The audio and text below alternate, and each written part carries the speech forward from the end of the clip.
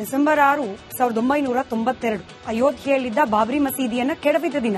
ಹೀಗಾಗಿ ಇವತ್ತೇಲೇ ಶಿಲಾನ್ಯಾಸ ಮಾಡಬೇಕು ಅನ್ನೋ ಪಣ. ಆದ್ರೆ ಈ ಇತಿಹಾಸವನ್ನ ಅರ್ಧಂಬರ್ಧ ಹಾಗೆ ತಪ್ಪಾಗಿ ನಮಗೆ ಕಲಿಸಿರೋದ್ರಿಂದ ಯಾವ ಇತಿಹಾಸ ಸತ್ಯ, ಯಾವ ಇತಿಹಾಸ ಸುಳ್ಳು ಅನ್ನೋದನ್ನ ಈಗ ಜಡ್ಜ್ ಮಾಡ್ಲಿಕ್ಕೆ ಕಷ್ಟ. ಯಾಕೆ ಈ ಮಾತನ್ನ ಹೇಳ್ತಿದ್ದೀನಿ ಅಂದ್ರೆ, ಬಾಬ್ರಿ ಮಸೀದಿಯ ಉಲ್ಲೇಖವನ್ನ ಯಾರೆಲ್ಲ ಮಾಡ್ತಿದ್ದಾರೆ, ಬಾಬ್ರಿ ಮಸೀದಿ ಕಟ್ಟಬೇಕು ಅಂತ ಹೇಳ್ತಿದ್ದಾರೆ, ಅವರ ಪ್ರಕಾರ ಇದು ಬಾಬರನ, ಮೊಘಲರ ದೊರೆಯಾಗಿದ್ದ ಬಾಬರನ ಸ್ಮಾರಕ, ಅದನ್ನು ಕೆಡವಿದ್ದ ಅಪರಾಧ, ಬಾಬರನಿಗೆ ಮಾಡಿದ ಅವಮಾನ ಅಂತ ಹೇಳಿ ಅವ್ರು ಭಾವಿಸ್ತಾ ಇರಬಹುದು. ಆದ್ರೆ ಇದೇ ಇತಿಹಾಸದ ಕೆಲ ಮುಚ್ಚಿಡಲಾದ ಪುಟಗಳನ್ನ ತೆರವು ನೋಡಿದಾಗ ಇದು ಬಾಬರನ ಸ್ಮಾರಕ ಅಲ್ಲ, ಬದಲಾಗಿ ಬಾಬರನ ಬಾಯ್ ಫ್ರೆಂಡ್ಗೋಸ್ಕರ ನಿರ್ಮಾಣ ಮಾಡಲಾಗಿದ್ದ ಒಂದು ಮಹಲ್ ಅಂತ ಕೂಡ ಉಲ್ಲೇಖ ಇದೆ. ನಾನಾಗ್ಲೇ ಹೇಳ್ದಾಗೆ ಯಾವ ಇತಿಹಾಸ ನಿಜವೋ, ಯಾವ ಇತಿಹಾಸವನ್ನ ನಂಬಿಕೊಂಡು ಬಾಬ್ರಿ ಮಸೀದಿ ಕಟ್ಲಿಕ್ಕೆ ಹೊರಟಿದ್ದಾರೋ, ನಿಜಕ್ಕೂ ಇವ್ರಿಗೆ ಬೇಕಾಗಿರೋದು ಬಾಬರನ ಸ್ಮಾರಕವೋ ಅಥವಾ ಬಾಬರನ ಬಾಯ್ ಫ್ರೆಂಡ್ನ ಸ್ಮಾರಕವೋ ಅವ್ರವ್ರು ನಿರ್ಧಾರ ಮಾಡ್ಕೊಳ್ಳಿ. ಆದ್ರೆ ಪಶ್ಚಿಮ ಬಂಗಾಳದಲ್ಲಿ ಚುನಾವಣೆ ಹತ್ತಿರವಾಗ್ತಾ ಇದ್ದಂತೆ ಧಾರ್ಮಿಕ ರಾಜಕೀಯ ಹೆಚ್ಚಾಗ್ತಾ ಇದೆ. ಚುನಾವಣೆಗೂ ಮುನ್ನ ಈ ಭಾವನಾತ್ಮಕ ಕಾವು ಕೂಡ ಡೆಲಿಬರೇಟ್ ಆಗಿ ಹೆಚ್ಚು ಮಾಡಲಾಗ್ತಾ ಇದೆ. ಒಂದರ್ಥದಲ್ಲಿ ಮಸೀದಿ ವರ್ಸಸ್ ರಾಮ ಶಿಲಾನ್ಯಾಸ ನಡೀತಾ ಇದೆ ವೆಸ್ಟ್ ಬೆಂಗಾಲ್ನಲ್ಲಿ. ಮುರ್ಷಿದಾಬಾದ್ನಲ್ಲಿ ಬಾಬ್ರಿ ಮಸೀದಿ ನಿರ್ಮಾಣ ಮಾಡ್ತಾರಂತೆ, ಅದಕ್ಕೆ ಶಿಲಾನ್ಯಾಸ ಮಾಡಿದ್ದಾರೆ. ಬಾಬ್ರಿ ಮಸೀದಿ ಶಂಕುಸ್ಥಾಪನೆಗೆ ಬರೋಬ್ಬರಿ 3 ಲಕ್ಷ ಜನ ಸಾಕ್ಷಿಯಾಗಿದ್ದಾರೆ. 25 ಬೀಗ ಜಮೀನಿನ ಮೇಲೆ ಈ ಭವ್ಯವಾದ ವೇದಿಕೆ ನಿರ್ಮಾಣವಾಗ್ತಾ ಇದೆ. ಈ ಕಾರ್ಯಕ್ಕೆ ಸೌದಿಯಿಂದ 2 ಖಾಜಿಗಳನ್ನ ಕರೆಸಿದ್ರು.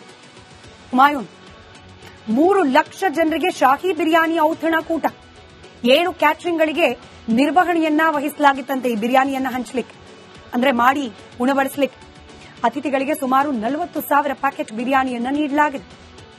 ಇನ್ನು ಸ್ಥಳೀಯ ನಿವಾಸಿಗಳಿಗೆ, ಹೊರಗಿನಿಂದ ಬಂದವರಿಗೆ 40,000 ಪ್ಯಾಕೆಟ್, ವೆಸ್ಟ್ ಬೆಂಗಾಲ್ನಲ್ಲೇ ಇರುವವರಿಗೆ 20,000 ಪ್ಯಾಕೆಟ್ ಬಿರಿಯಾನಿಯನ್ನ ಹಂಚಲಾಗಿದೆಯಂತೆ. ಇದರ ನಡುವೆ ಇದಿಷ್ಟು ಅವರವರ ಧರ್ಮ, ಧಾರ್ಮಿಕ ನಂಬಿಕೆ, ಅದಕ್ಕೆ ಸಲುವಾಗಿ ಮಾಡ್ತಿರೋ ಪ್ರಕ್ರಿಯೆಗಳಾದ್ರೆ ರಾಜಕೀಯ ಹೆಂಗ್ ಪ್ರವೇಶ ಆಯಿತು ಇದರಲ್ಲಿ?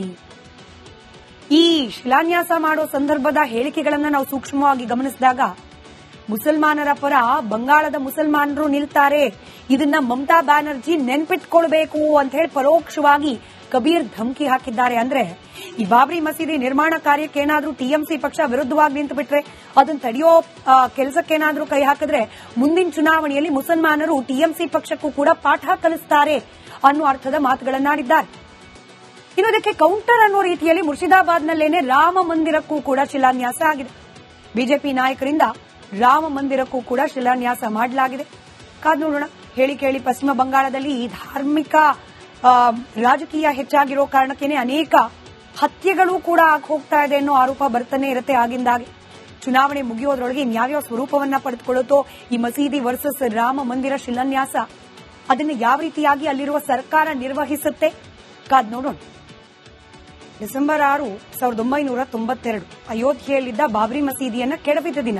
ಹೀಗಾಗಿ ಇವತ್ತೇಲೇ ಶಿಲಾನ್ಯಾಸ ಮಾಡಬೇಕು ಅನ್ನೋ ಪಣ. ಆದ್ರೆ ಈ ಇತಿಹಾಸವನ್ನ ಅರ್ಧಂಬರ್ಧ ಹಾಗೆ ತಪ್ಪಾಗಿ ನಮಗೆ ಕಲಿಸಿರೋದ್ರಿಂದ ಯಾವ ಇತಿಹಾಸ ಸತ್ಯ, ಯಾವ ಇತಿಹಾಸ ಸುಳ್ಳು ಅನ್ನೋದನ್ನ ಈಗ ಜಡ್ಜ್ ಮಾಡ್ಲಿಕ್ಕೆ ಕಷ್ಟ. ಯಾಕೆ ಈ ಮಾತನ್ನ ಹೇಳ್ತಿದ್ದೀನಿ ಅಂದ್ರೆ, ಬಾಬ್ರಿ ಮಸೀದಿಯ ಉಲ್ಲೇಖವನ್ನ ಯಾರೆಲ್ಲ ಮಾಡ್ತಿದ್ದಾರೆ, ಬಾಬ್ರಿ ಮಸೀದಿ ಕಟ್ಟಬೇಕು ಅಂತ ಹೇಳ್ತಿದ್ದಾರೆ, ಅವರ ಪ್ರಕಾರ ಇದು ಬಾಬರನ, ಮೊಘಲರ ದೊರೆಯಾಗಿದ್ದ ಬಾಬರನ ಸ್ಮಾರಕ, ಅದನ್ನು ಕೆಡವಿದ್ದ ಅಪರಾಧ, ಬಾಬರನಿಗೆ ಮಾಡಿದ ಅವಮಾನ ಅಂತ ಹೇಳಿ ಅವ್ರು ಭಾವಿಸ್ತಾ ಇರಬಹುದು. ಆದ್ರೆ ಇದೇ ಇತಿಹಾಸದ ಕೆಲ ಮುಚ್ಚಿಡಲಾದ ಪುಟಗಳನ್ನ ತೆರವು ನೋಡಿದಾಗ ಇದು ಬಾಬರನ ಸ್ಮಾರಕ ಅಲ್ಲ, ಬದಲಾಗಿ ಬಾಬರನ ಬಾಯ್ ಫ್ರೆಂಡ್ಗೋಸ್ಕರ ನಿರ್ಮಾಣ ಮಾಡಲಾಗಿದ್ದ ಒಂದು ಮಹಲ್ ಅಂತ ಕೂಡ ಉಲ್ಲೇಖ ಇದೆ. ನಾನಾಗ್ಲೇ ಹೇಳ್ದಾಗೆ ಯಾವ ಇತಿಹಾಸ ನಿಜವೋ, ಯಾವ ಇತಿಹಾಸವನ್ನ ನಂಬಿಕೊಂಡು ಬಾಬ್ರಿ ಮಸೀದಿ ಕಟ್ಲಿಕ್ಕೆ ಹೊರಟಿದ್ದಾರೋ, ನಿಜಕ್ಕೂ ಇವ್ರಿಗೆ ಬೇಕಾಗಿರೋದು ಬಾಬರನ ಸ್ಮಾರಕವೋ ಅಥವಾ ಬಾಬರನ ಬಾಯ್ ಫ್ರೆಂಡ್ನ ಸ್ಮಾರಕವೋ ಅವ್ರವ್ರು ನಿರ್ಧಾರ ಮಾಡ್ಕೊಳ್ಳಿ.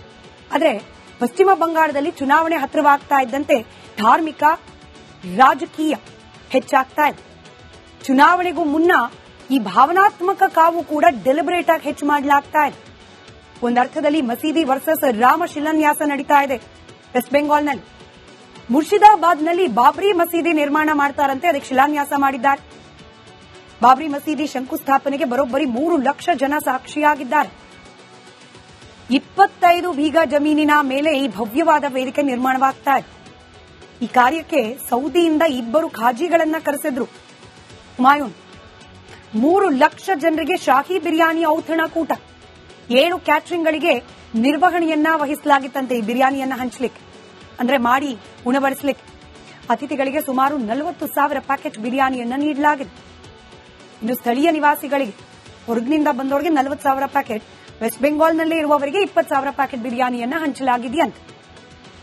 ಇದರ ನಡುವೆ ಇದಿಷ್ಟು ಅವರವರ ಧರ್ಮ, ಧಾರ್ಮಿಕ ನಂಬಿಕೆ, ಅದಕ್ಕೆ ಸಲುವಾಗಿ ಮಾಡ್ತಿರೋ ಪ್ರಕ್ರಿಯೆಗಳಾದ್ರೆ ರಾಜಕೀಯ ಹೆಂಗ್ ಪ್ರವೇಶ ಆಯ್ತು ಇದರಲ್ಲಿ?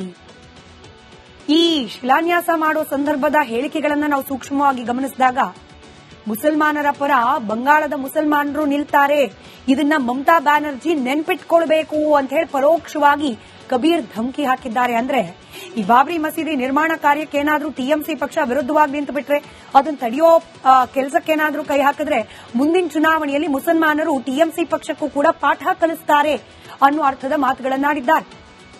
ಇನ್ನು ಇದಕ್ಕೆ ಕೌಂಟರ್ ಅನ್ನೋ ರೀತಿಯಲ್ಲಿ ಮುರ್ಷಿದಾಬಾದ್ನಲ್ಲೇನೆ ರಾಮ ಮಂದಿರಕ್ಕೂ ಕೂಡ ಶಿಲಾನ್ಯಾಸ ಆಗಿದೆ. ಬಿಜೆಪಿ ನಾಯಕರಿಂದ ರಾಮ ಮಂದಿರಕ್ಕೂ ಕೂಡ ಶಿಲಾನ್ಯಾಸ ಮಾಡಲಾಗಿದೆ. ಕಾದ್ ನೋಡೋಣ.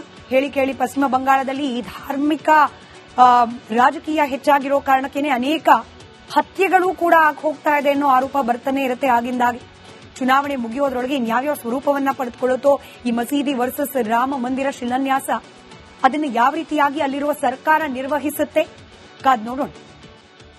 ಡಿಸೆಂಬರ್ 6, 1992 ಅಯೋಧ್ಯೆಯಲ್ಲಿದ್ದ ಬಾಬ್ರಿ ಮಸೀದಿಯನ್ನ ಕೆಡವಿದ ದಿನ.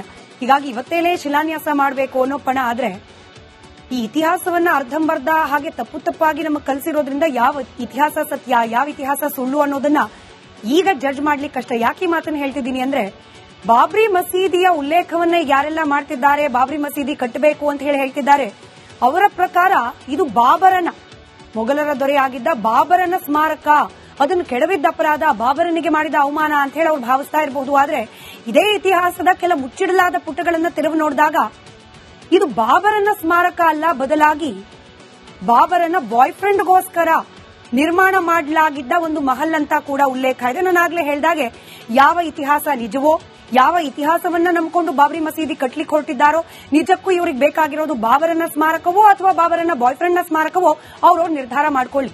ಆದ್ರೆ ಪಶ್ಚಿಮ ಬಂಗಾಳದಲ್ಲಿ ಚುನಾವಣೆ ಹತ್ತಿರವಾಗ್ತಾ ಇದ್ದಂತೆ ಧಾರ್ಮಿಕ ರಾಜಕೀಯ ಹೆಚ್ಚಾಗ್ತಾ ಇದೆ. ಚುನಾವಣೆಗೂ ಮುನ್ನ ಈ ಭಾವನಾತ್ಮಕ ಕಾವು ಕೂಡ ಡೆಲಿಬರೇಟ್ ಆಗಿ ಹೆಚ್ಚು ಮಾಡಲಾಗ್ತಾ ಇದೆ. ಒಂದರ್ಥದಲ್ಲಿ ಮಸೀದಿ ವರ್ಸಸ್ ರಾಮ ಶಿಲಾನ್ಯಾಸ ನಡೀತಾ ಇದೆ ವೆಸ್ಟ್ ಬೆಂಗಾಲ್ನಲ್ಲಿ. ಮುರ್ಷಿದಾಬಾದ್ನಲ್ಲಿ ಬಾಬ್ರಿ ಮಸೀದಿ ನಿರ್ಮಾಣ ಮಾಡ್ತಾರಂತೆ, ಅದಕ್ಕೆ ಶಿಲಾನ್ಯಾಸ ಮಾಡಿದ್ದಾರೆ. ಬಾಬ್ರಿ ಮಸೀದಿ ಶಂಕುಸ್ಥಾಪನೆಗೆ ಬರೋಬ್ಬರಿ 3 ಲಕ್ಷ ಜನ ಸಾಕ್ಷಿಯಾಗಿದ್ದಾರೆ. 25 ಬೀಗ ಜಮೀನಿನ ಮೇಲೆ ಈ ಭವ್ಯವಾದ ವೇದಿಕೆ ನಿರ್ಮಾಣವಾಗ್ತಾ ಇದೆ. ಈ ಕಾರ್ಯಕ್ಕೆ ಸೌದಿಯಿಂದ 2 ಖಾಜಿಗಳನ್ನ ಕರೆಸಿದ್ರು.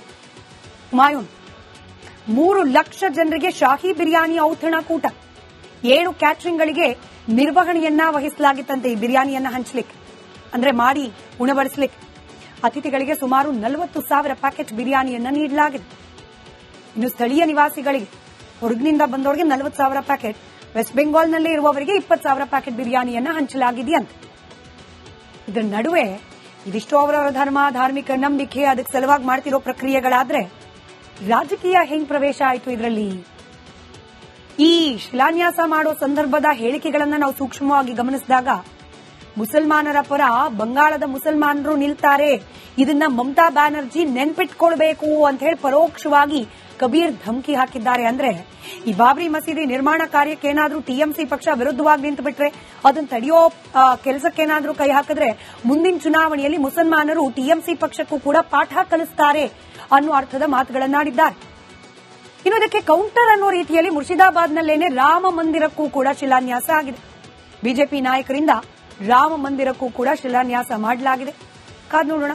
ಹೇಳಿ ಕೇಳಿ ಪಶ್ಚಿಮ ಬಂಗಾಳದಲ್ಲಿ ಈ ಧಾರ್ಮಿಕ ರಾಜಕೀಯ ಹೆಚ್ಚಾಗಿರೋ ಕಾರಣಕ್ಕೇನೆ ಅನೇಕ ಹತ್ಯೆಗಳು ಕೂಡ ಆಗಿ ಹೋಗ್ತಾ ಇದೆ ಅನ್ನೋ ಆರೋಪ ಬರ್ತಾನೆ ಇರುತ್ತೆ ಆಗಿಂದಾಗಿ. ಚುನಾವಣೆ ಮುಗಿಯೋದ್ರೊಳಗೆ ಇನ್ಯಾವ್ಯಾವ ಸ್ವರೂಪವನ್ನ ಪಡೆದುಕೊಳ್ಳುತ್ತೋ ಈ ಮಸೀದಿ ವರ್ಸಸ್ ರಾಮ ಮಂದಿರ ಶಿಲಾನ್ಯಾಸ, ಅದನ್ನು ಯಾವ ರೀತಿಯಾಗಿ ಅಲ್ಲಿರುವ ಸರ್ಕಾರ ನಿರ್ವಹಿಸುತ್ತೆ ಕಾದ್ ನೋಡೋಣ.